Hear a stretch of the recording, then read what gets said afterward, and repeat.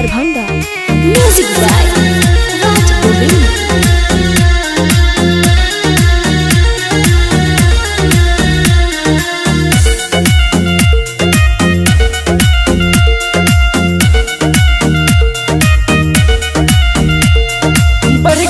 परेशानी हो सुनलो ना कहानी हो, बढ़ गया परेशानी हो सुनलो ना कहानी हो। करो पाई बना दवाई सीधे ऊपर लौट जाए। ताबीज बना दो बाबा होती होली में छौरी पट जाए, होली में छौरी पट जाए, होली में छौरी पट जाए। देखो के पिचकारी हमर सीधे आके सट जाए, आके सट जाए, आके सट जाए।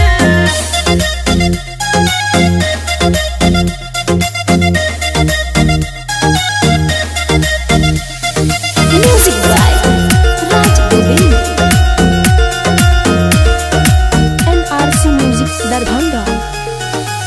छुए के गाल बड़ी पड़ई है मन हो, ओकरा ओइ में लगई बई रंग हो। छुए के गाल बड़ी पड़ई है मन हो, ओकरा ओइ में लगई बई रंग हो। मारा मंत्र दो जंतर मुर्गा जना कट जाए। ताबीज बना दो बाबा होती होली में छौरी पट जाए, होली में छौरी पट जाए, होली में छौरी पट जाए। देखो के पिचकारी हमर सीधे आके सट जाए, आके सट जाए, आके सट जाए।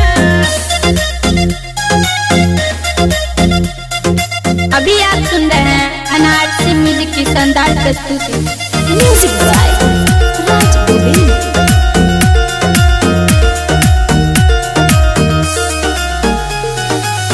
रमन जी यादव पर कृपा बरसात, भोला की छौरी के एक बेर पटा दो। होली में छौरी पट जाए, होली में छौरी पट जाए। चांदो रवि पर कृपा बरसात, भोला की छौरी के एक बेर पटा दो। करो पाई बना दवाई सीधे ऊपर लौट जाए। ताबीज बना दो बाबा होती होली में छौरी पट जाए, होली में छौरी पट जाए, होली में छौरी पट जाए। देखो के पिचकारी हमर सीधे आके सट जाए, आके सट जाए, आके सट जाए। Presented by NRC music Darbhanga.